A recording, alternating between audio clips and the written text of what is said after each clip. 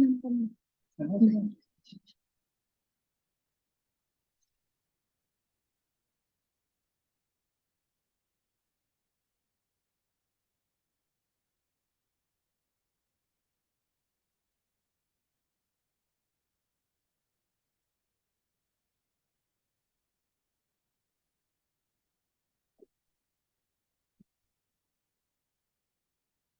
완성됐습니다. 네.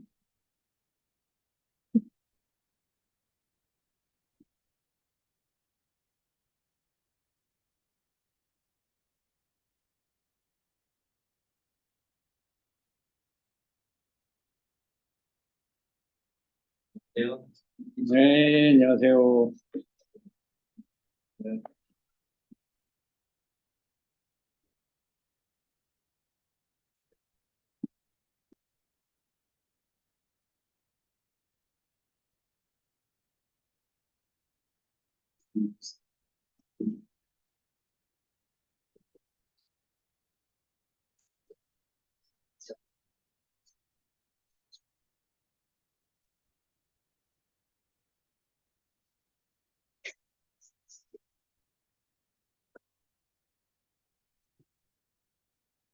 So for the discussion slide, I kind of referenced the past presentation, the discussion from YouTube, but is it more likely to be better if I make a question that is really different from the past example, or should I kind of make it related to the past example?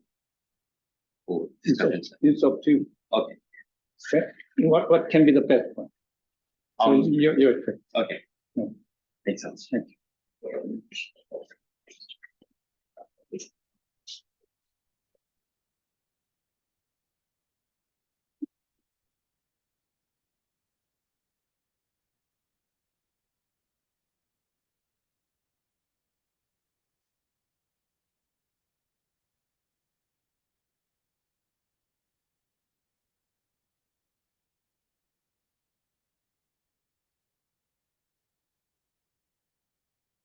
Team 6.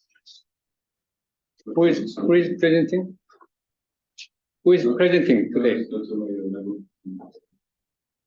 Team 6. Nobody from Team 6 yet? Team 7. You are speaking today?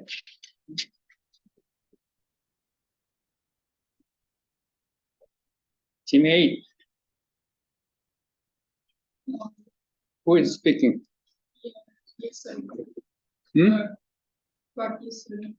곽예승? 곽예승.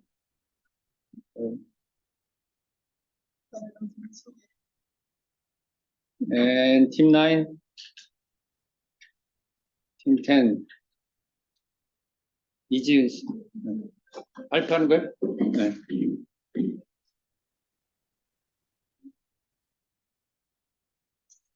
네. 예. 예.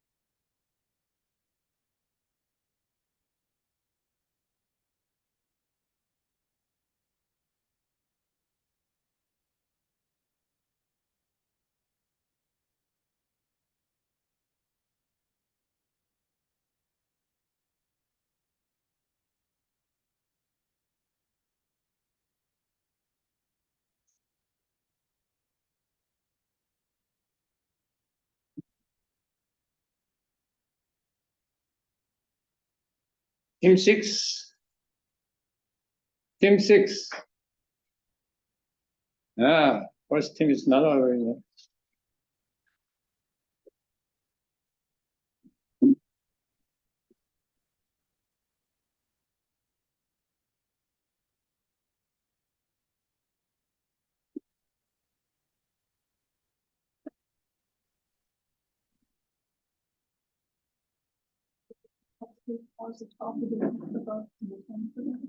Midterm today.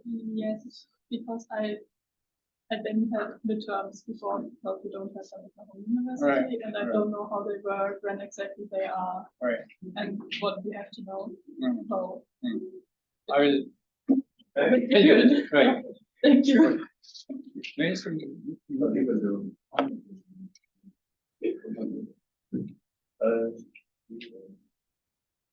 Got my friend pick up today and they're not waiting.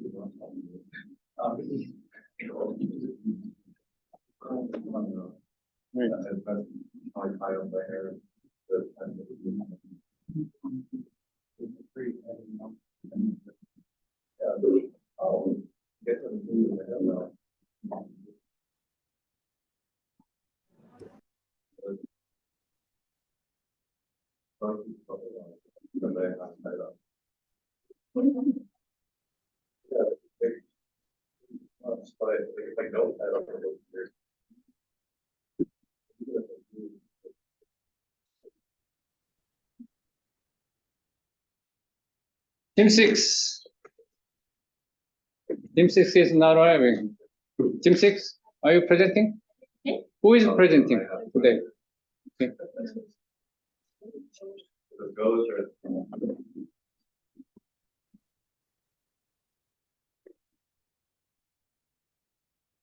Rachel. Okay.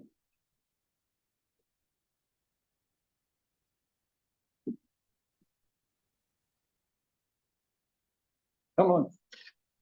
Your presentation part. Presentation. 어디로? 카카오.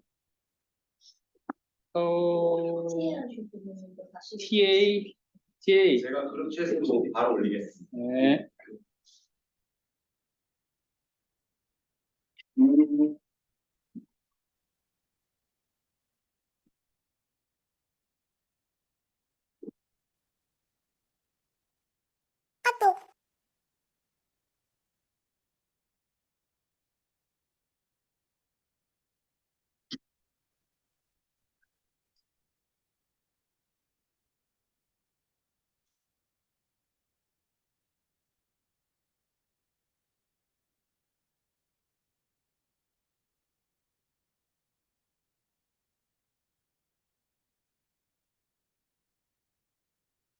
Okay. Good.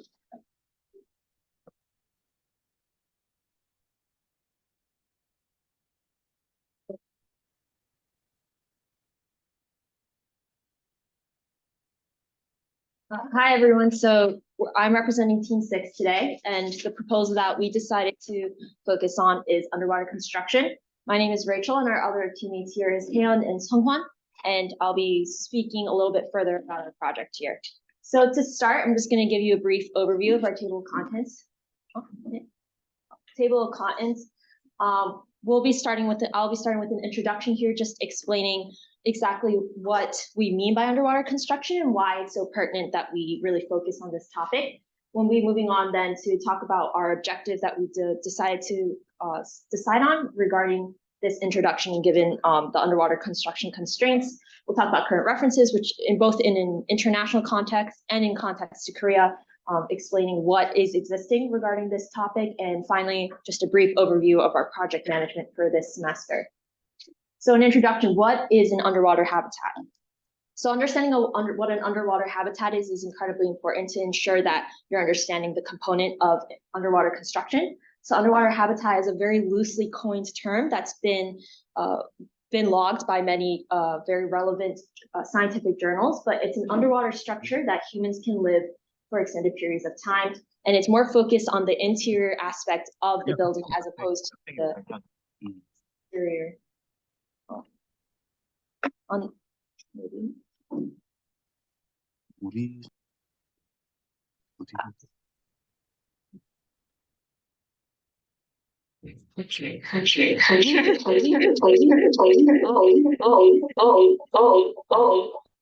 그냥 마이크 티에 있는 거예요. 그 목소리가.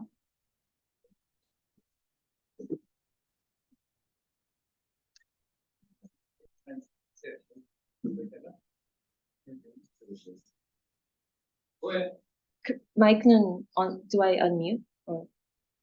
듣지 못하고 얘기를 들어서 말을 듣지. They can't hear me. 온라인에서 못 듣는 클래스로 진출.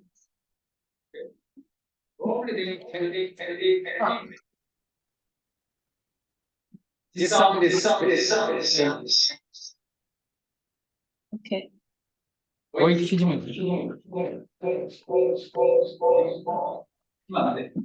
안 켰어. 안 켰어. 수업생. 아, 진짜.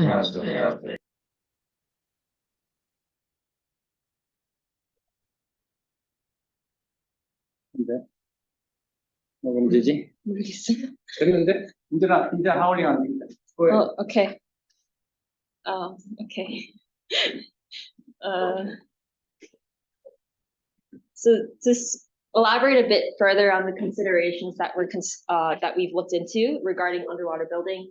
There are three main parts that we've identified here. We've identified structural defeat, energy supply, and ground stability.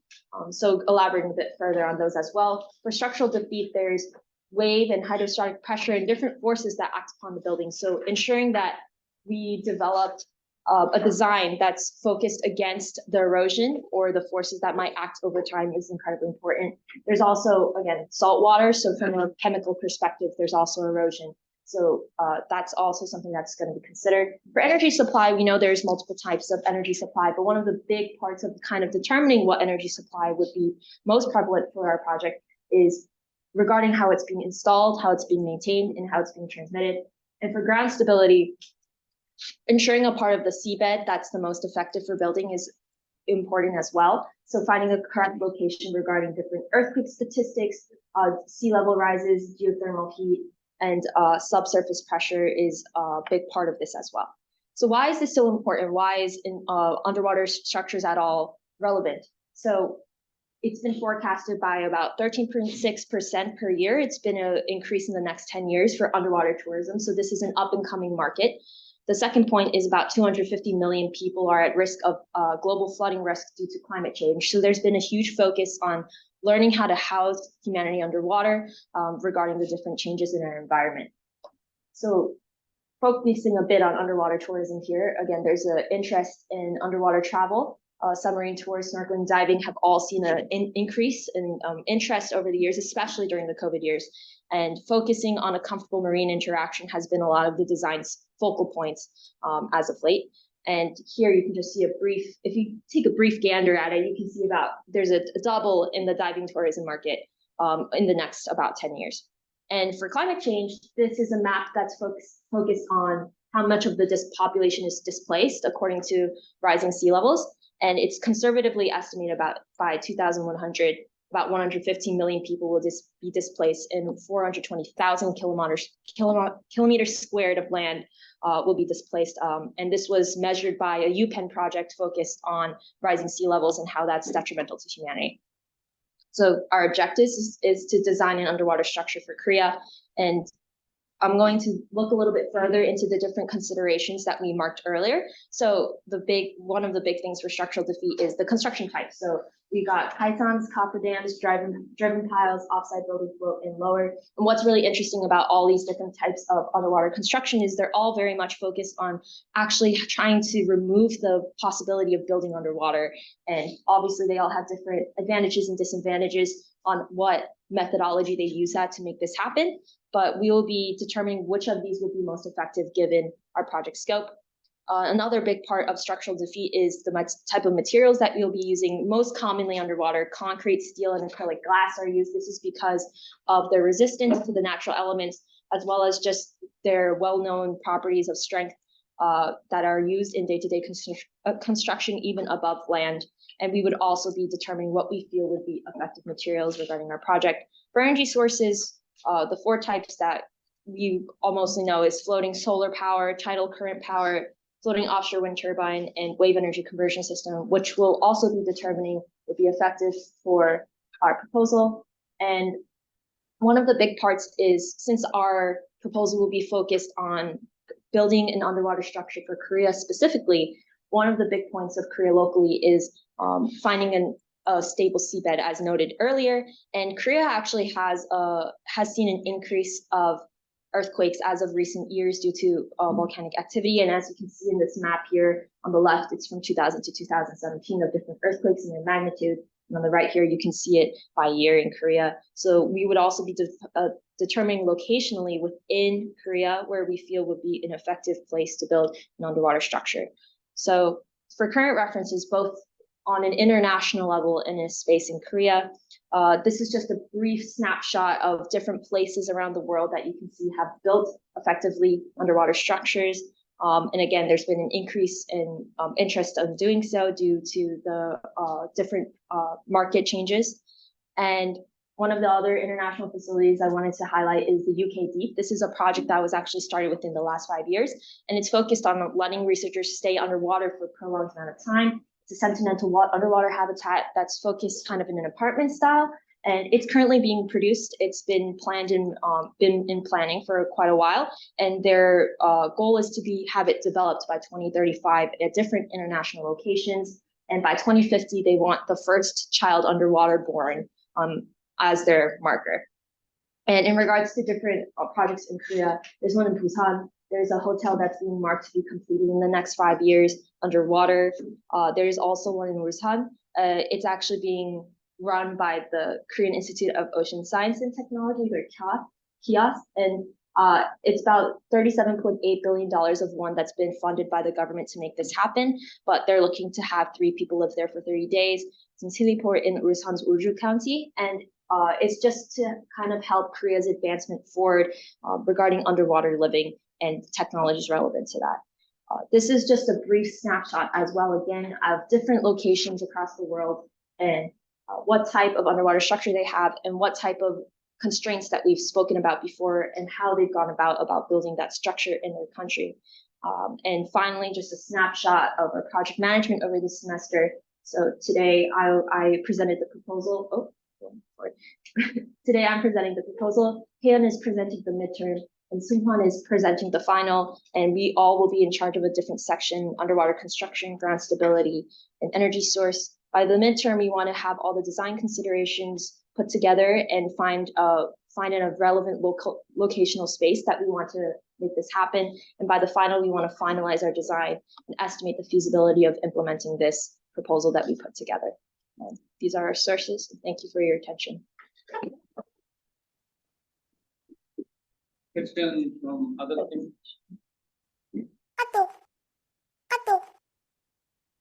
No? Okay. Good question. Okay. Is there any sea depth level limitation for underwater construction now? I think it depends on what type of functionality that they're looking to implement for that structure. So even if you look at the survey table here, you'll see there's quite a big variety, especially with the Korean Bay, difference of depths. And as you can see, they all have different functionalities. So I wouldn't say there's necessarily a cap to it. It would just be more regarding if it can actually sustain whatever function that they're planning to use it for. So that would be my response. So the first 3 ones are located in shallow water. Right. But the final one is on the deep water. So what is the main difference between those constructions? I mean, if you look at the materials type, I think it has to do more with how, like, even from like looking visually, there's a difference in energy. So you can see from the left that they use generally solar, and on the right it's delivered from ground. So we've talked about, the challenges of delivering energy. So that's a component.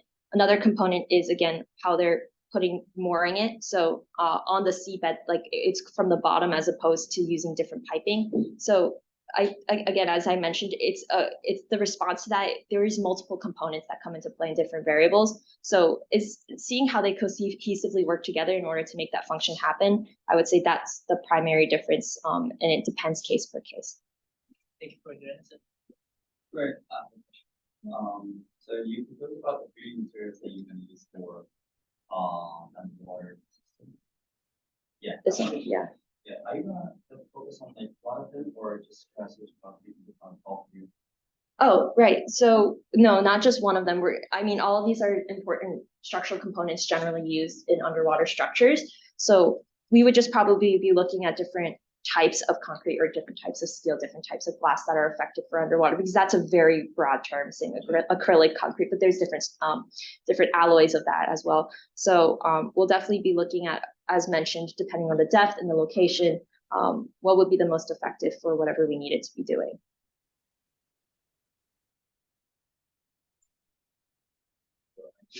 Content well prepared as teamwork perspective.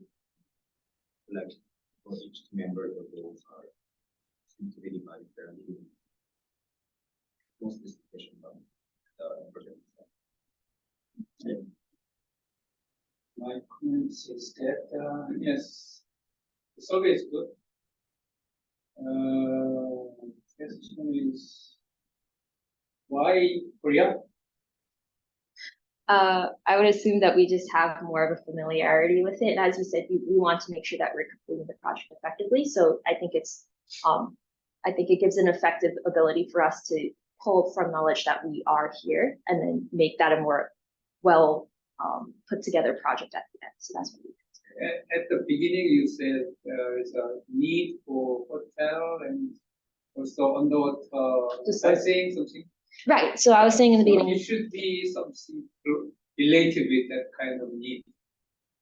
Yes. Because my understanding is in Korea that kind of tourism or need is not so high. That's Yeah. why I marked there's two reasons for it in the beginning. There's like a more business oriented reason, which is sales, right? And then the second reason is also climate change, which is as the sea reds are rising. So not only are hotels a kind of a vessel for a monetary standpoint, but it's also from a survival standpoint of, ensuring, and which is why Korea is investing so much money into making underwater structures. Thank you. Seven.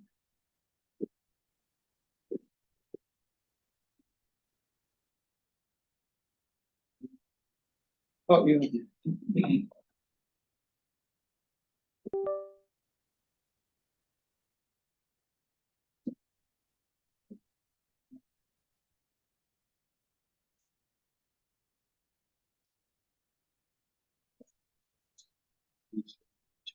Wait.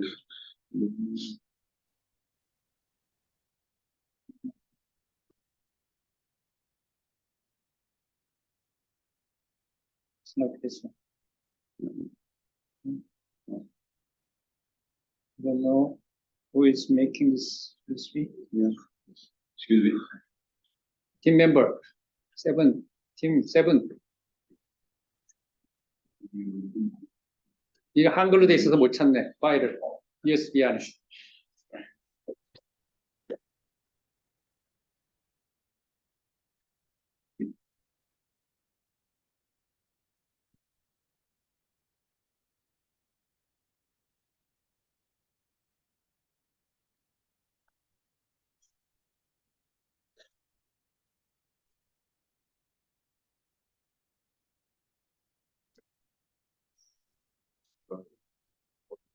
파일이 있으면 카카오로 올리세요. 지금 Can you upload? Yeah, I can connect on Google. Or I can upload.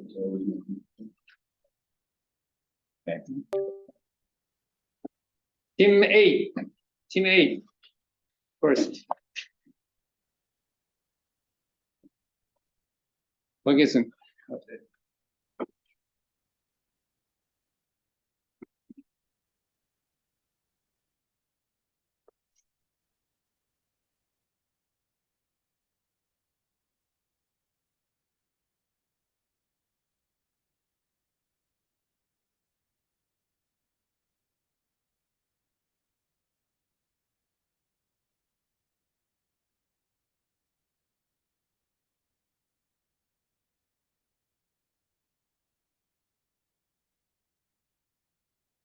Okay, good afternoon. I'm Yasun Kwak from Team A, and today I'm going to present about our team project, which is called Renewable Energy Source Ship, and literally it means a ship propelled by renewable energy.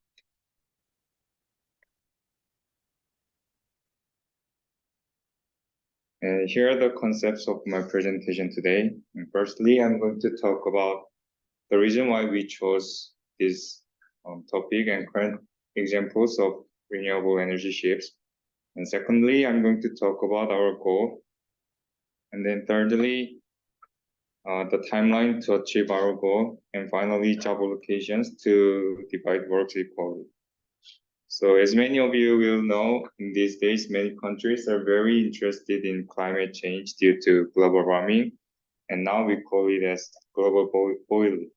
And because of this global boiling, decarbonization is now inevitable. And according to the net zero scenario from IEA, the energy transition will occur, like coal use will decline, and oil, plate fuels, renewables, and natural gas will grow substantially to 2050.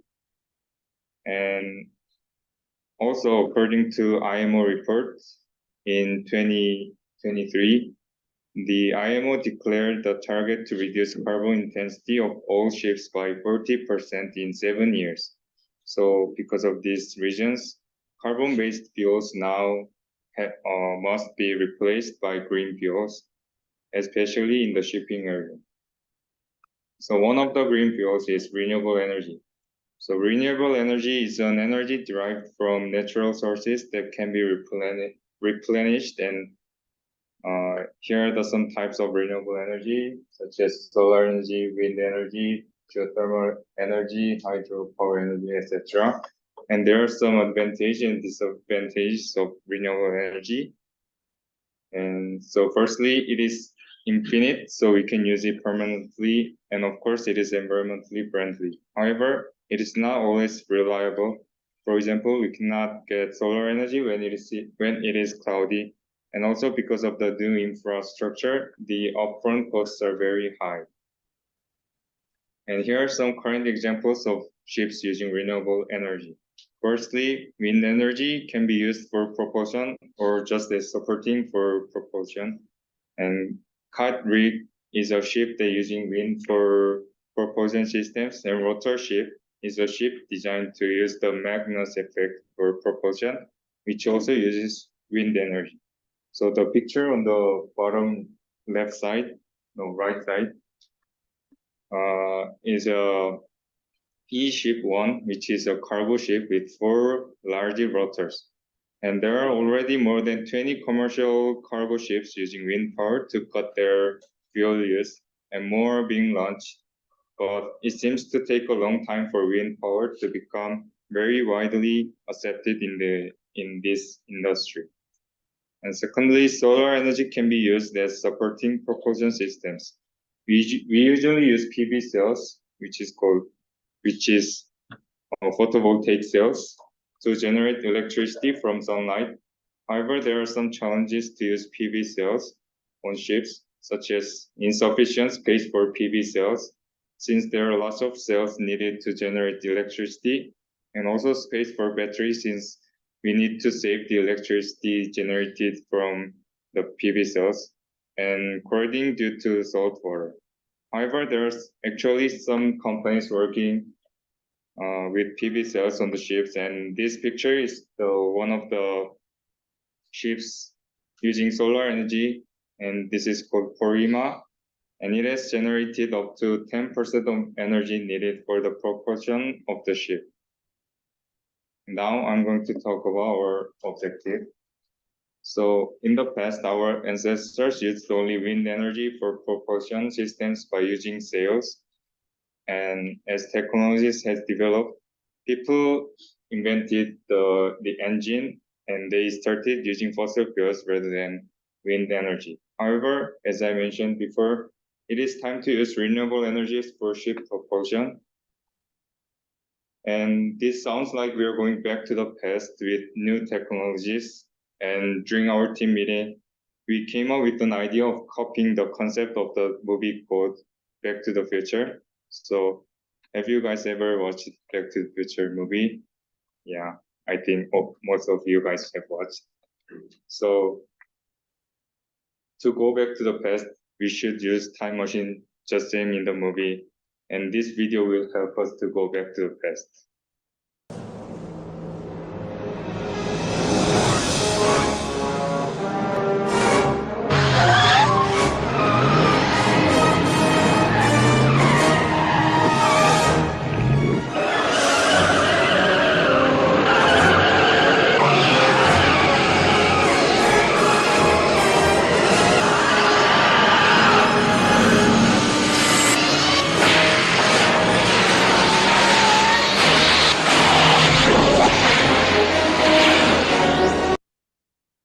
How we arrived to the past successfully.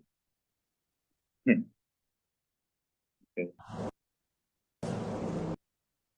Next, I'll talk about our plans to achieve our goals. So after the first presentation, we will set our target for new ship model, then select technologies using renewable energy, and then evaluate our model by comparing current examples. So after the second presentation, we will do some simple calculations of how much the energy can be generated and how much will cost to model our ship. After all of this work, we will develop and finalize our ship model. And last of all, I'm going to talk about our job allocations. And here are our team members, and I'm the leader of my team. And these are the list of our jobs.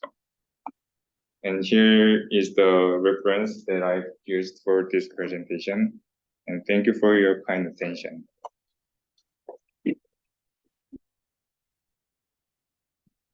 All right, question from other team members.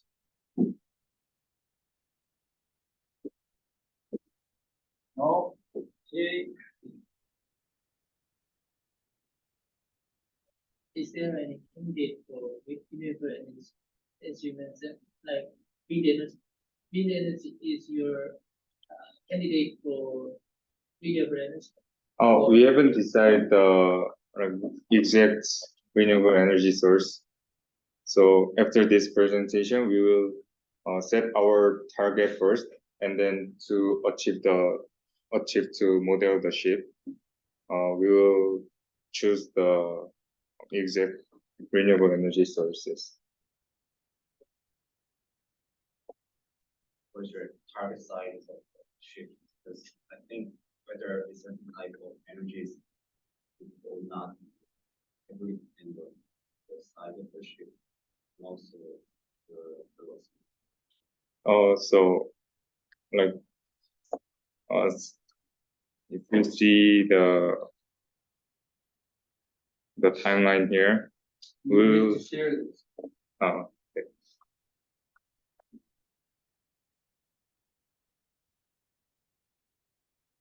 So after the first presentation, we will set our target for like how big will the ship and the places where we will use the ships.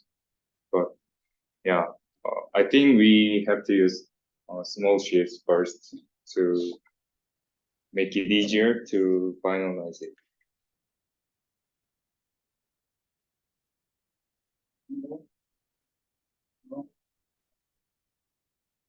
You need to think of it, depending on the ship size and also ship type.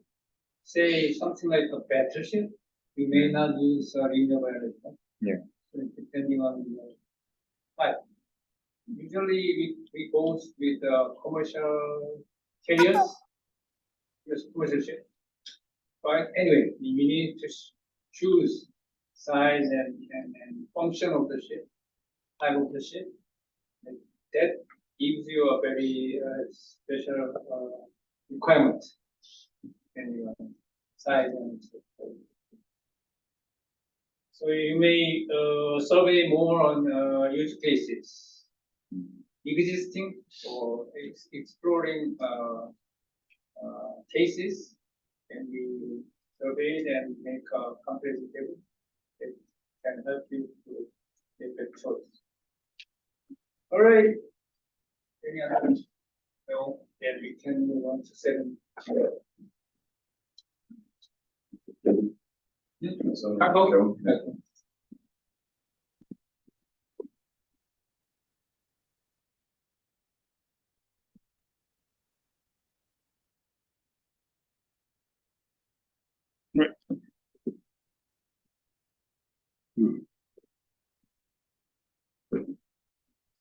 So hello everyone. Oh.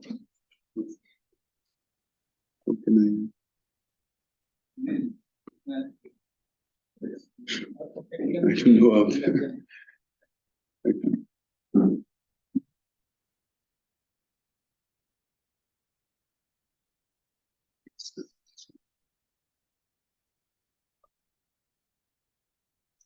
Hello everyone, my name is Nicolas, and today I will introduce our project presentation of architecture of high floating building.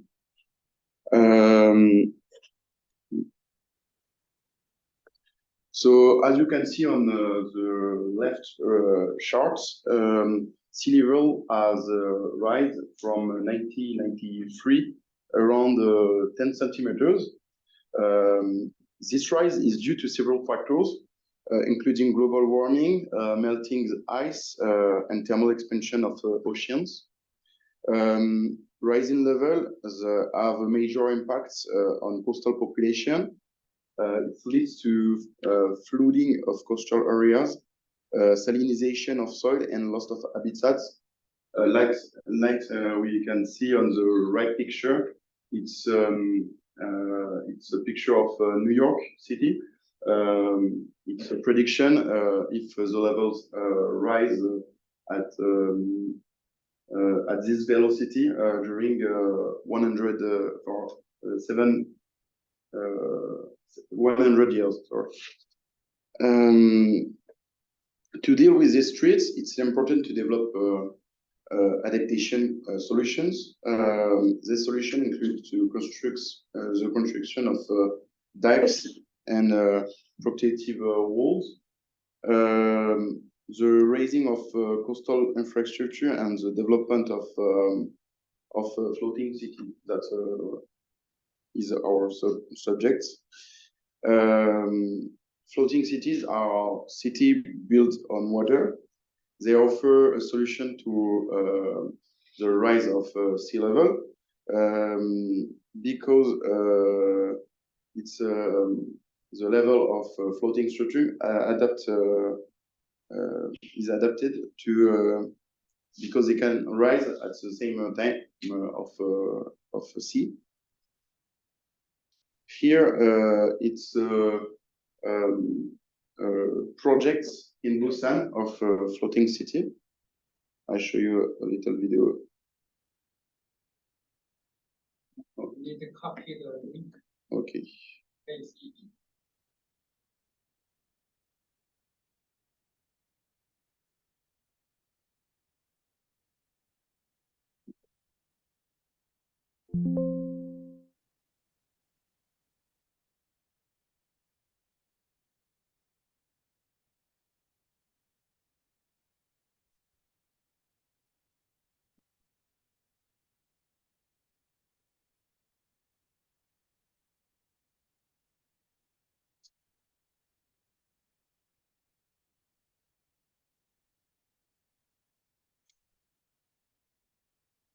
The project name is Oceanics.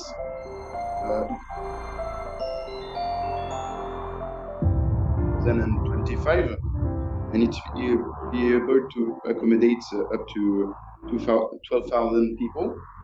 The Oceanics Busan project is designed to be sustainable and resilient community that can withstand the effect of climate change. And sorry.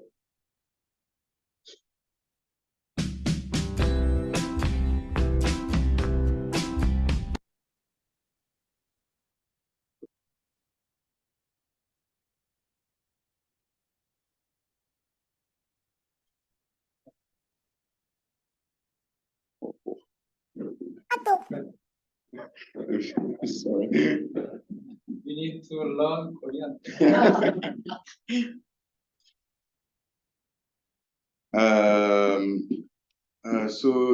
City will be made up of a series of platforms that are connected to each other and to the shore by bridges.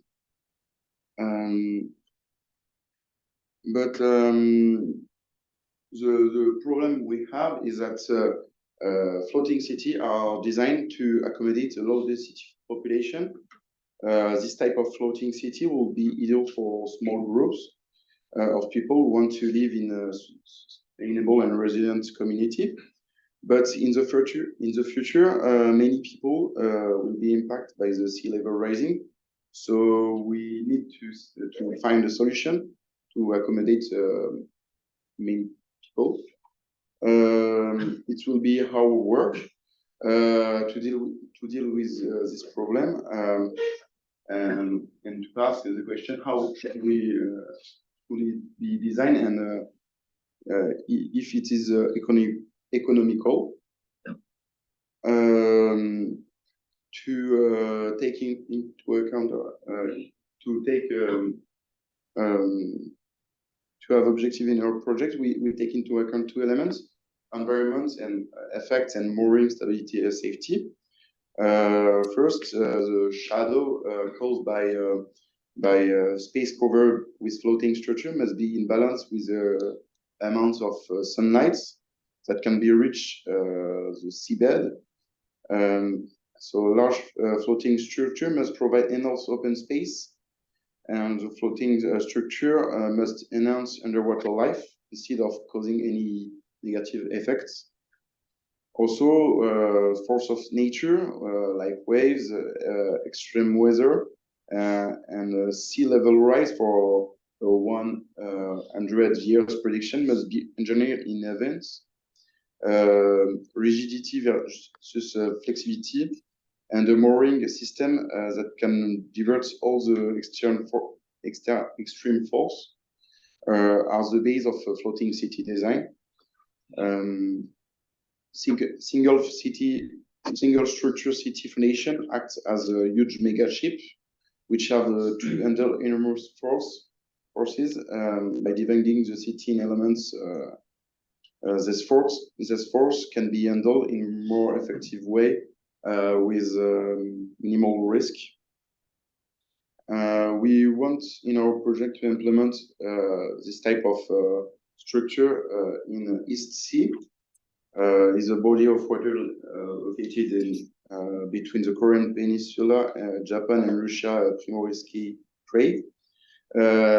Each have several notable property. It's a cover of a huge area of approximately 1 million square kilometer, and has an average depth around 1,000 meters. And the climate in the East Sea region is influenced by the East Asian monsoon system. It experiences a cool winter with heavy snowfall and warm humidity summer. And we have a lot of seasonal wind pattern and temperature variation. So to study with the study of East Sea properties and environmental effects and mooring stability and safety, we could estimate what is the best architecture for projects. So we will discuss about existing system, like here we have for wind, floating wind. We have 4 major type of structure, but maybe with search we can find other type of structures that could deal with our projects.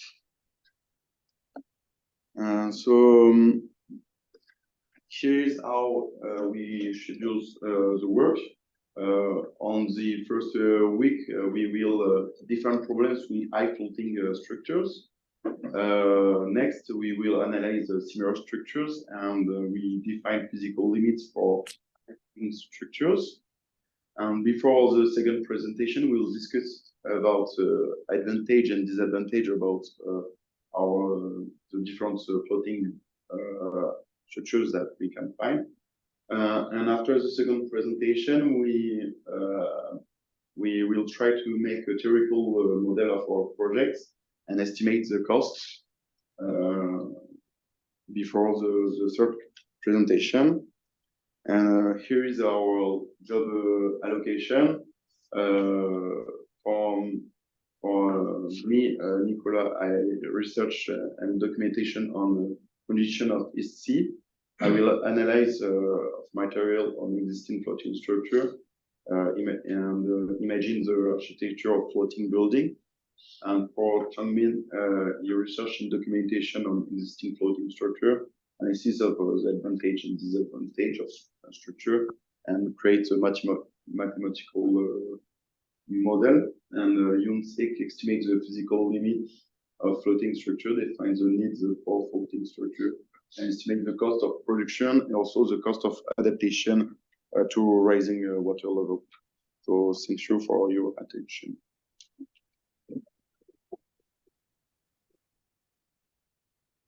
Questions from other team? So, mentioned about buildings. Do you consider about the erosion when it comes to About what's the degree of erosion? Like how Erosion. erosion?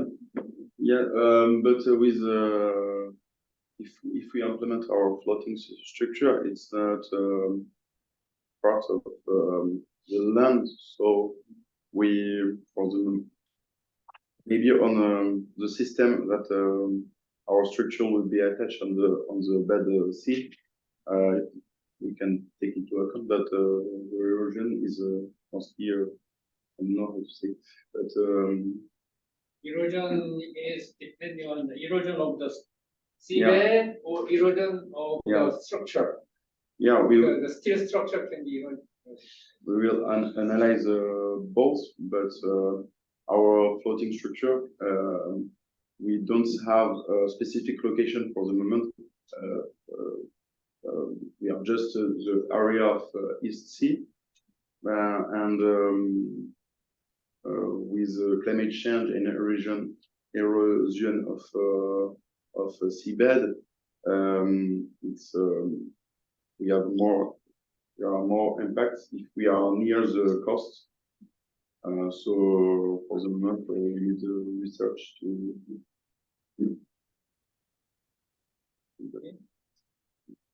Any other? Yeah. could you explain again the reason why you chose Yes. For specific climate change, for specific, I don't know exactly all the property of the sea, but it's about what I read.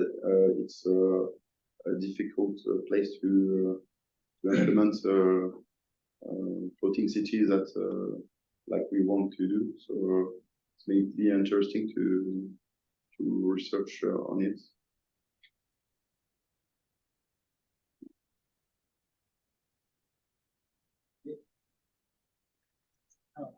I think this topic is very interesting. So I have one question. What is the main material of the ground of your floating city? So it must be light. Erosion proof. So I'm curious what material can be made for the ground. Yeah. Material. Yeah. For the moment, I don't know, because there is many projects that are not achieved, and they all use a different type of structure. don't know what we will use for our structure to balance the pros and cons. For the next investigation. Yeah. Take, like, research. How about the Busan project? They have chosen the material for construction. No, it's okay. My question is, why you choose to build a high rise? For the ecological effect I mentioned before, for example, the shadow on the seabed for all the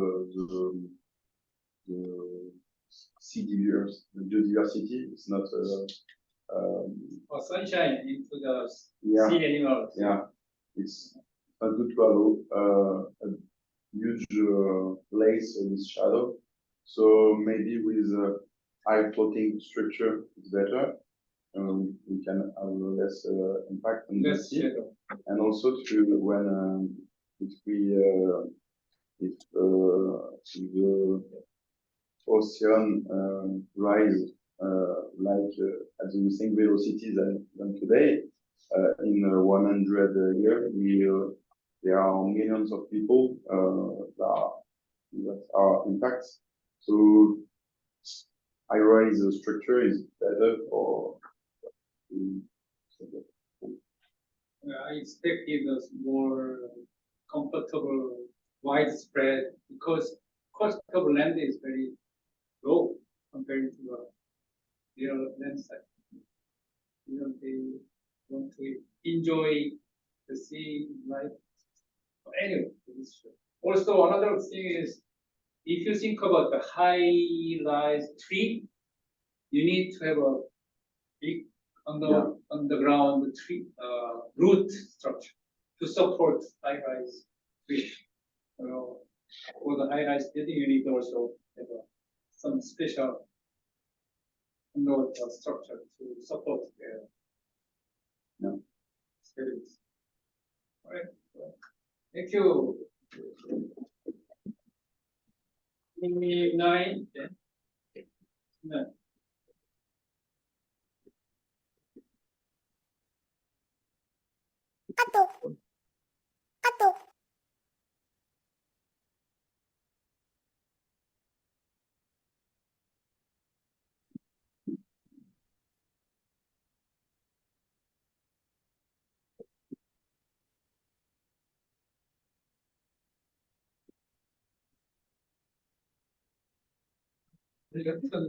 잠깐만. 열어줘, 그만. 그냥 하면 돼. 파일 바꿨어요? 아니, 많이 바꾼 게 아니라 뭐지? 여기 노트 나오게 하고 싶어가지고. 노트 나오고. 예. 근데 이걸 공유를 끊으면 안 되지. 이거는 나도 김치를 하셔야지. 죄송합니다. 노트를 읽어야 된다 그러면 네. 그 발표 모드 들어가면 될 텐데.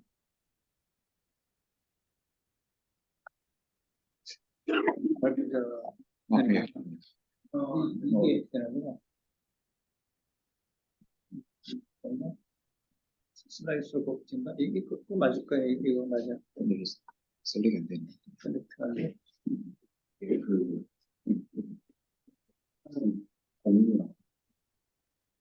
라든지 안 돼. 그거는 멀티 디스플레이가 아니야.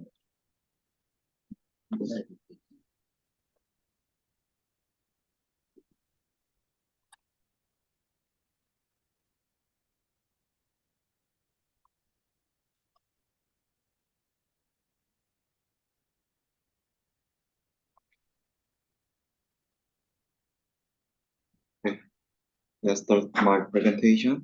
Hi, my name is Junho Kim. I am master student in mechanical engineering. I am group 9. My group consists of me and Hessen and Sungwon, last Jian. This is our table of contents of the presentation. First, background and existing problem. Second, extent of problem of microplastic and oil. Third, our course timetable. Fifth, job location. Sixth, reference. This is the first slide, background and existing problem. Did you heard about microplastics? Definition of microplastics are plastic pieces that measure less than 5 millimeters across. Second is why microplastics are harmful to the environment. There are many reasons, but we have summarized them into three. First, as shown in picture on left, humans are the top of the food chain, and going down the food chain, our food includes seafood and water from the ocean. Second, a study conducted at Vancouver Island University has shown that marine organisms living in aquariums with high levels of microplastic pollution are found with significant amounts of microplastics in their body. Thus, humans are thus at high levels of risk of ingesting microplastics from the consumption of food. We will continue to talk about the problem with microplastics. First, plastic is the most significant contributor to marine pollution. According to UNESCO, 80% of pollutants are plastic. Second is microplastics can be extremely tiny and difficult to detect, making it hard to clean up as compared to normal sizes, plastics and other pollutants such as oil. Last is main reason is microplastics can be spread to anywhere in the world by wind and sea. To help this problem of microplastic, our team has set this goal. Our group's goal is to design a remotely operated vehicle that can sample ocean water in order to measure the concentration of microplastics. The primary objective is to create a seamless data collection system that enables precise measurement of the concentration of microplastics in ocean water. Integrating an advanced ROV with a purpose-built sampling frame is central to achieving this objective. The ROV will serve as the main robotic platform, allowing controlled and precise movement in the ocean environment. By harmonizing these components, we aim to enhance the accuracy and efficiency of microplastic concentration measurement, contributing to better understanding of ocean pollution. Let's talk about our timetable. It was divided into two major topics. First one is preliminary research that consists of determine location of focus. Second, select types of data to collect. Third, generate and select concept. Fourth, determine advantages and disadvantages of our proposed solution. Second section is proposal finalization. First is reserve or mitigate the disadvantages of approach. Second is analysis of potential ROV automation system. Third, generate concept designs for potential collection unit. Let's talk about our job location. I was in charge of the first presentation. I am planning to conduct research on potential locations for system. Jiante, as a second presenter, she will working on power generation of ROV. Haesung will be the third presenter and will be in charge of ocean water sampling methodology and preliminary concept design. Last Swan, as a third presenter, he will in charge of data transmission. This is our reference slide, as thank you for listening my presentation.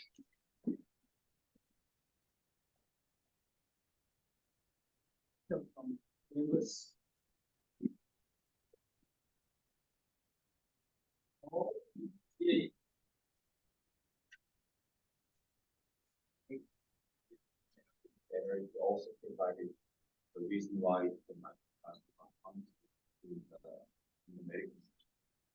Because I don't know why it's harmful, so I don't know why it should be.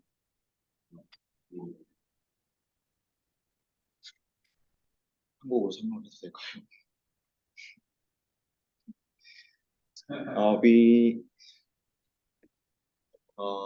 We already searched about the medical report about microplastics, but there's are not in numerical data about the harmful of microplastics, but they have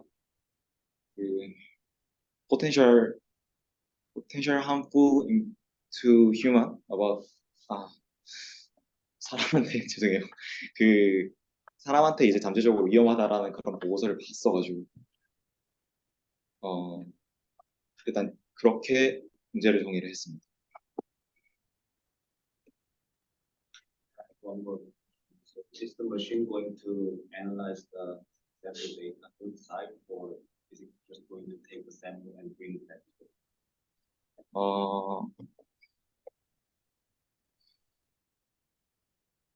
To analyze about microplastic in ocean water, we need to collect a water sample and take to data center.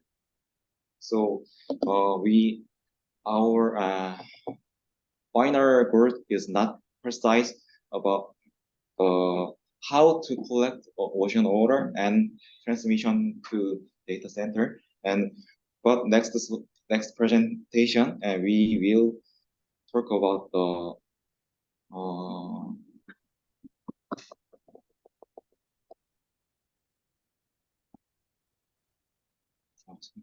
그 정확하게 구체화해서 아마 발표를 할 것 같습니다. 죄송합니다. 아마 생각이 안 나죠.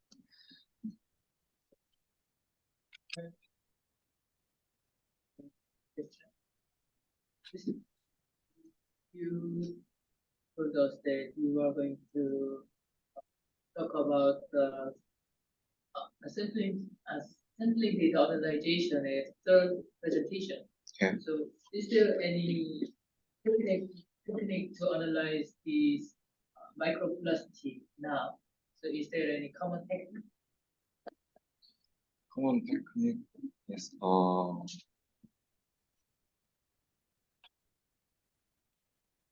There are a lot of methodology about analyze the microplastic in ocean water, but we are not set a methodology about how to analyze the microplastic in concept. So So that is Yeah. out of scope of the project. yeah.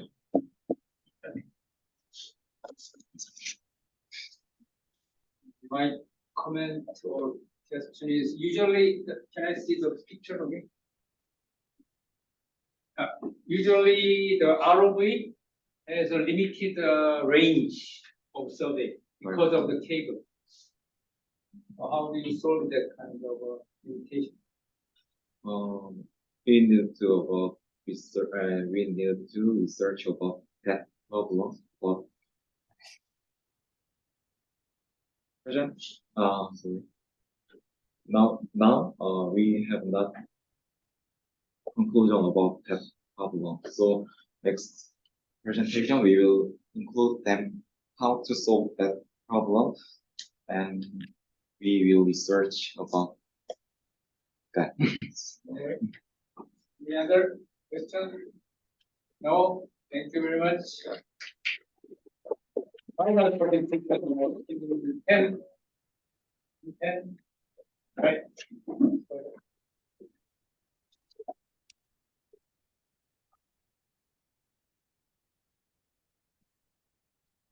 아까 적응했죠.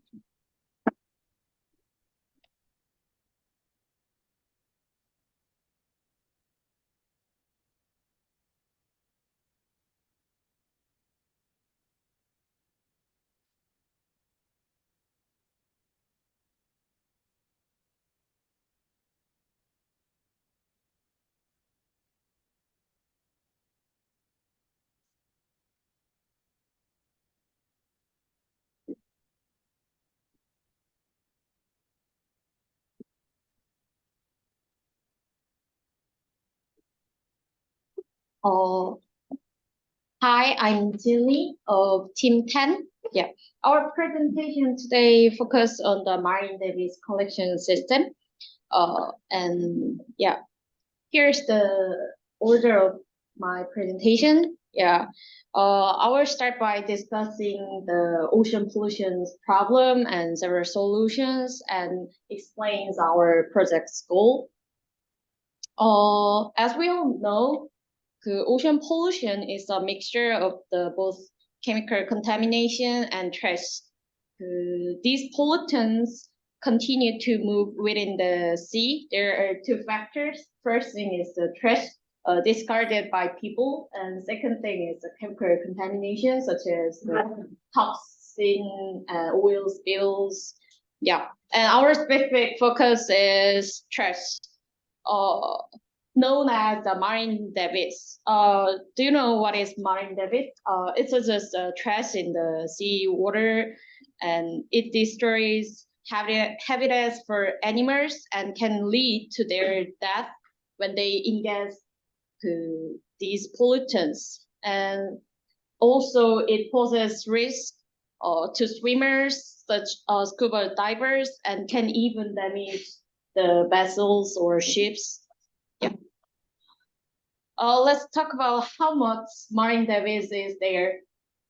It is estimated there are around 50 to 75 trillion pieces of plastic and microplastic in the ocean. Only 80% of pollution is from the land. It means that it's from people. So that's why we choose this project to solve. Yeah, according to a report by Verified Market Research, the marine debris collection equipment market is predicted to grow significantly by 2030. The market size is expected to increase by over 90% compared to a decade ago, especially with the government-led project. Now, let me introduce the several ways to collect marine debris currently. First thing is sorry.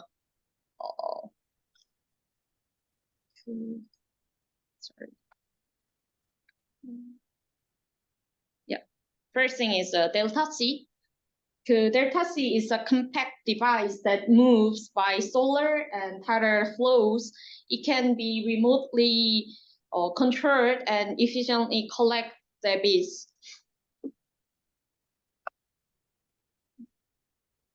Yeah. Second thing is jellyfish boat. Equipped with battery and motor and navigates along the riverbank, and it uses vacuum pump to collect marine debris. It's designed to maneuver through narrow space and can identify the obstacles on its own. Second thing is the floating litter trap. This also utilize the tidal flow passively. It just stands and differing from the other devices and collect marine debris.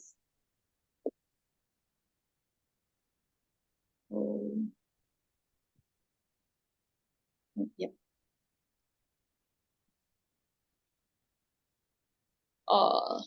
Last thing is the ocean cleanup device. This is made to solve the Pacific Ocean marine debris problem. Also, it utilizes tidal flow, and it's a large device that collects trash with nets, and it goes to the ship after collection, and they throw away within a ship. Sorry. Yeah. So we prepared a comparison table of the characteristic of these four methods. When looking at the power source, just accept the ocean except the jellyfish boat, all things used by the flow. And also jellyfish boat just only use the electricity, and you can see the application river and sea. Ocean cleanup device can be used in a huge ocean, and other things is coastal area, launcher, river, and lake, narrow space. So actually, we thought we can make a new model to also not too small and not too big area ocean. Yeah, and also ocean cleanup. Disadvantage of ocean cleanup is it can be also trap the fish in the ocean. So we thought we should solve this problem. This is our goal. We will design the ocean cleanup device into ocean around the island, including South Korea ocean. Yeah, and left figure is the characteristic of the current of South Korea ocean, and right picture is about the distribution in the coastal line to Korea, and from China, several distribution marine debris. So briefly, our goal is to propose equipment model applicationable to Korea coast. We plan to research people analyzing garbage in Korea, and then decide how to utilize tidal flow and analyze area. And we will set the size and material of this device. And lastly, we will predict the amount of the collection of marine debris using our product. Yeah, this is our timeline. Yeah, and this is our job allocation. Yeah, that's our proposal, and thank you for listening.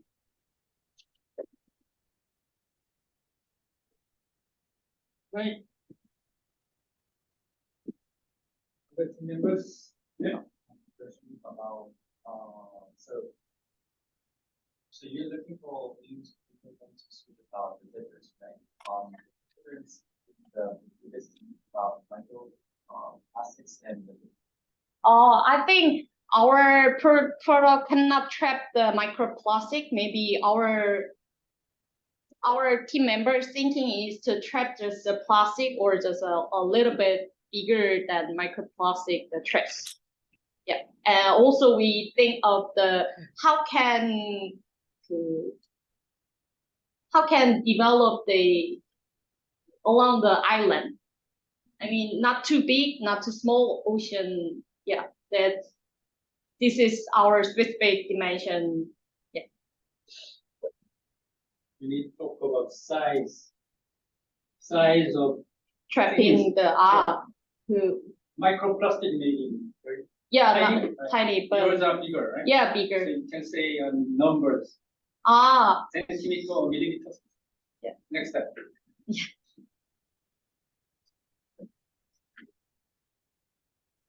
Other? No? Yeah. So you mentioned that the problem of the ocean cleanup is the unwanted fish catching. Yeah. So is there any idea to solve that problem now? Already ocean cleanup device, they use slow tidal flow. So therefore they reported they just fish can escape from their product, but our thinking is a little bit different. It could be possible or not, so we will think about that, but we don't have the specific idea to solve that yet. Yeah. comment, I like that into the market survey, most of the following with comparison to the previous product. And I have one question, so are you going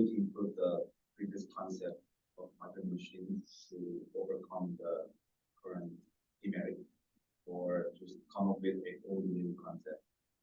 아, we are now discussing about that, but I think we will develop the ocean cleanup device because they have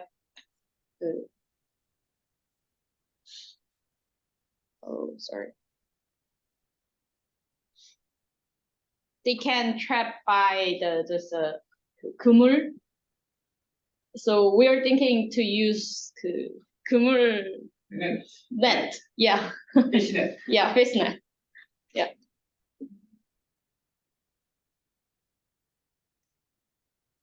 Right. Using video for presentation is good. My comment is that you are concerning about catching debris of some size. I think the source of the debris is coming is usually from river. Yep. Right? Yeah. So it's better to use your device at the river mouth or river end rather than open to that. Because they are coming from the sea. All right. Thank you for your the presentation. I like your subject. There was one question from our midterm exam. I'll share the previous midterm exam 1 year ago, so that you can see the style. Probably style should be same. Content may be different. The coverage is up to just before the exam. Whole coverage of actual discussion.